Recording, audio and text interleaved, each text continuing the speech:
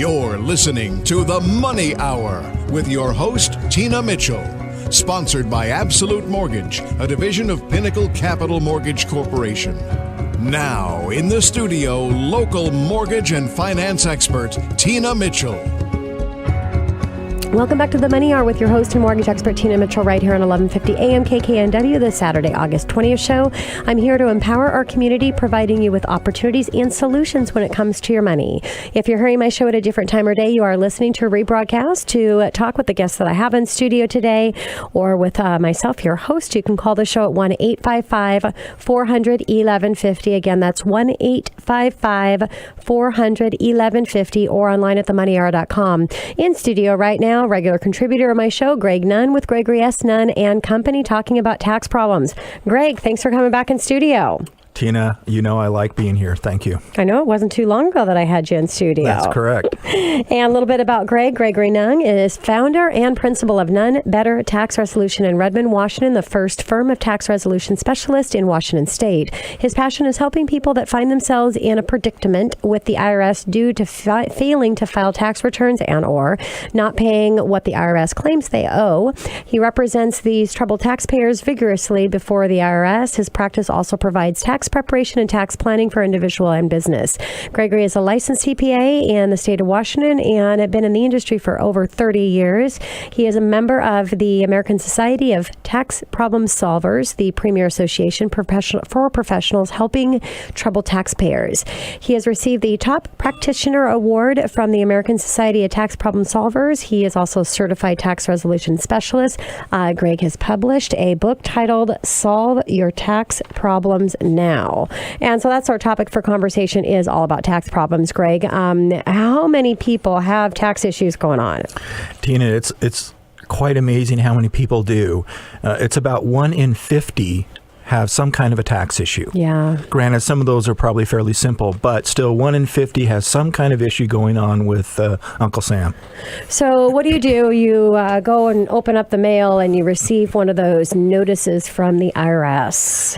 Yeah, my clients that work with me know that I like to call those things nastygrams. Mm-hmm. Now, that might be a little bit too aggressive. They're not always nasty. It could just be something simple.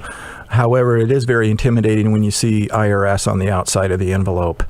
It causes people's hands to sweat and heart rate go up and all kinds of terrible side effects. Yeah. The best thing you can do is open the letter. Mm-hmm. An associate of mine always tells the story about a person that came in with his stack of unopened IRS letters, and he said, yeah, when I got these, I would just hide them in my sock drawer. Mm. And I've also had clients come in with tons of unopened mail from the Internal Revenue Service, and it's scary. I mean, they're scared to open it up, and I understand that. It's a very emotional thing, and sometimes it's just easier to try to ignore it, but do not ignore it. Be, what do I want to say, a grown-up about it. Yeah. Take charge of it. Well, and in my coaching program that I do, and it's in anything in life, taxes are no different. It's the things that you really don't want to address are the things that you need to address immediately. So again, no difference here when it comes to the IRS, and even more important when you're dealing with the IRS. So Greg, what about the most common tax problem that you see people have? Really, the most common one is people just not paying their tax. I mean, they file their return, which is really important. I mean, even if you cannot pay the amount of money that you owe, file that tax return on time. Otherwise, boom, you're going to get hit with 5% per month penalty. Wow. So in 5 months, that became a 25% penalty. Yeah. Much, much better if you file the return and don't pay if you don't have the money. And see, and that's a real key information to provide, because a lot of people may just think, well, I can't pay it. Why would I file my taxes? That's right. You know, so at minimum, get those taxes filed. Get that thing filed. Mm-hmm. Absolutely. And so the biggest problem people have is just unpaid taxes. Yeah.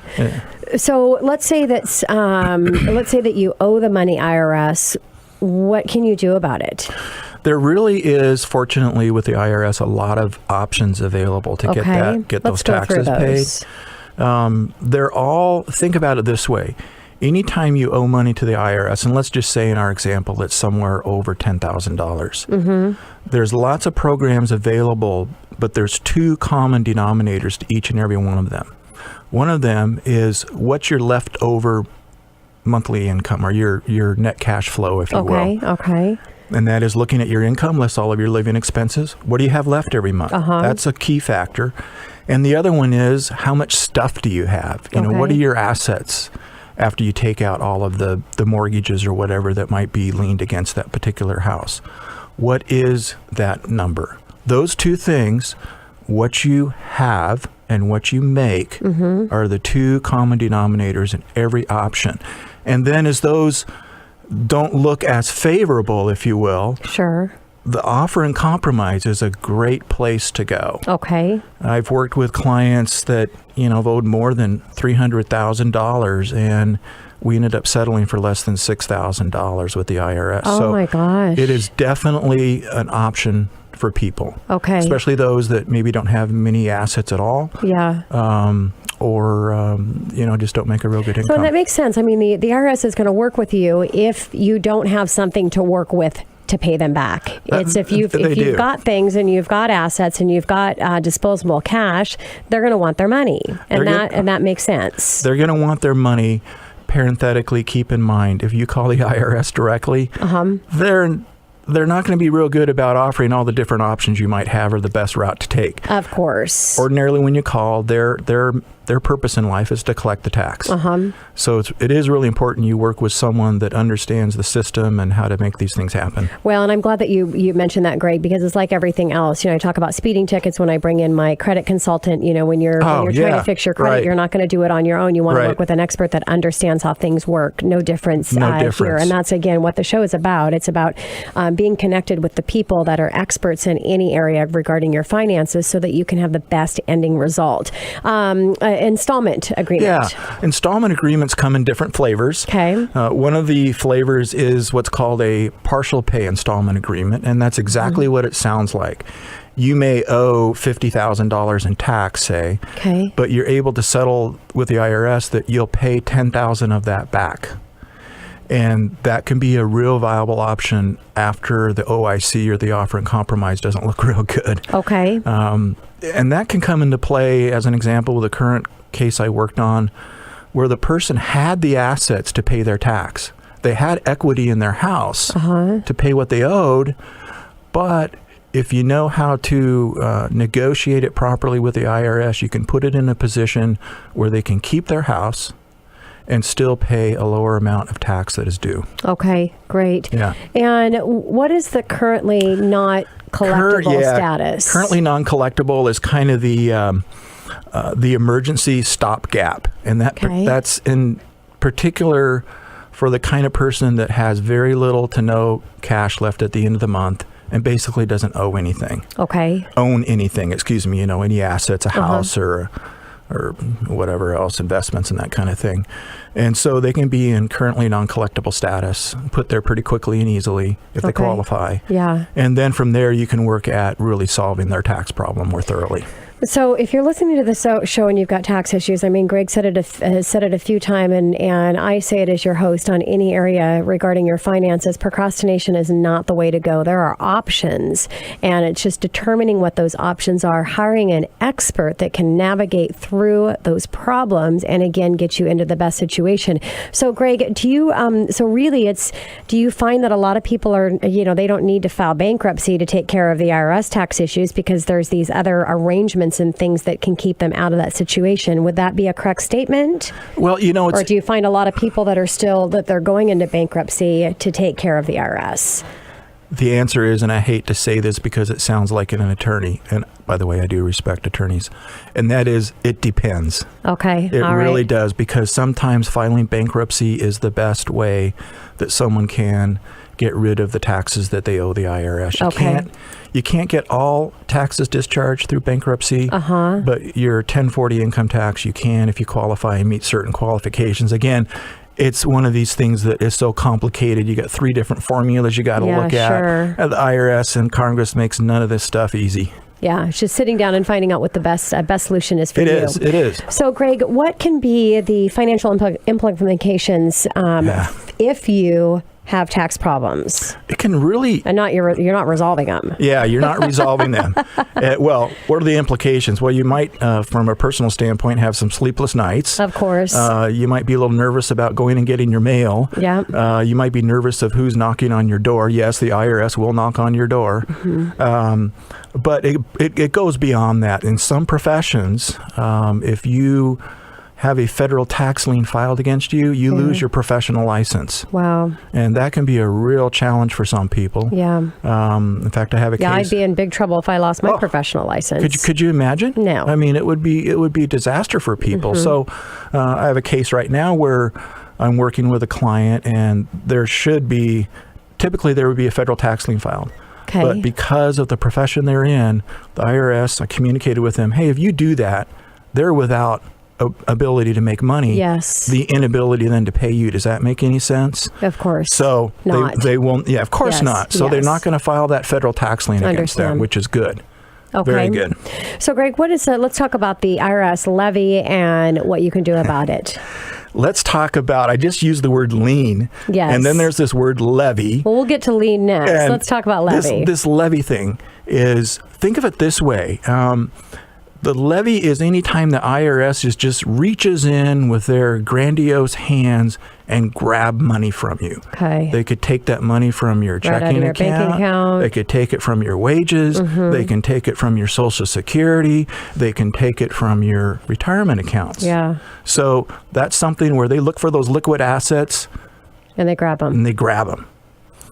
But there are ways, if you ever see a levy notice come in, man, you need to act on that right away. Okay. Right away. So let's move over to the IRS lien. Yes, and what you can do about that. The lien is similar to having a mortgage on your house. Yes. Except an IRS lien is a public record that is filed in the county that you live in. So anyone can see that you have now an IRS lien. And in fact, most people, if you have received an IRS lien notice, you're probably getting a ton of mail from people asking that you hire them to fix your problem. Yeah. Because it is public record. That's how they get that information. And the lien is on anything and everything that you own, everything. Wow. So if you go to sell your house, as an example, your first mortgage, sure, that'll get paid off. The second mortgage would be paid off. But the IRS is sitting in second or third position just ready for that money. To take that. Now, you can avoid the lien and the levy by contacting you first, correct? That's the thing, is that most of this levy lien stuff can be avoided. Yeah. And that's why open the mail. Yeah. Open the mail. Open the mail. Yeah, it makes so much sense. So let's talk about that uncomfortable time that an audit comes by the IRS. Or maybe you're excited to have an audit. I don't know. But well, let me just say this. It is, to receive an IRS notice is scary. There's no doubt about it. We're going to audit your 2013 Form 1040. Yeah. And again, you get that kind of notice, get some help right away. In fact, I just met with a new client today that had that situation. He tried to handle the audit on his own. The IRS is claiming now they're going to assess him another $100,000. Wow. And the position that the IRS is taking on some of these issues are just hogwash. They're just wrong, flat out wrong. But if you don't have that professional by your side, being your advocate with for your position, look out. But an audit, hey, I know it's stressful, but hang in there. You get through them. Yeah. Oftentimes there's no change at all. Yet I know that it can be extremely stressful. I've been through an audit myself, but so I know from a personal standpoint it isn't fun. And again, it's getting through it, hiring an expert, not putting it off to the side, and causing a lot of potential issues that's there. It. Procrastination is going to just kill you. Yeah. Kill you. Yeah. Yeah. Well, I always say embrace your strengths and hire out your weaknesses. So if it ever happens to me, Greg, you know who I'm calling. And I've mentioned in the past how you're my personal CPA. I don't have tax issues, have never had tax issues. I hope not to have tax issues. So Greg actually works with people that are not in problems yet, make sure that you stay out of problems and issues. And so give a shout out for my listeners on what they should be doing now in, it's a ways off before preparing for next tax time in April. But what can people be doing to make that process easier as it comes up? Excellent question. First of all, I'll just talk about if you have an extension for 2015 that's October 15th, file your tax return. I forgot about the October 15th coming up. File. Okay. Now, to prepare, just, if you have situations where you're going to be having some big financial maneuvers in your life, contact your CPA. Okay. And talk to him or her about what you're doing, just in case that has some kind of really, really bad tax implication for you, or a way to plan it so you can do maybe it is what you want to do, but save thousands of dollars in your taxes. So do some tax planning with your CPA between now and the end of the year. That's great advice. And Greg, I send you emails randomly all the time on different questions and scenarios. Thank you for all of the questions you answer, for helping me prepare for the show, as well as for clients that need assistance. And I just appreciate everything that you do for myself and for my listeners. Well, you're very kind, and my heart is to help people that have these tax issues. I love to see them succeed with the IRS. Yeah. Thank you so much, Greg. You betcha.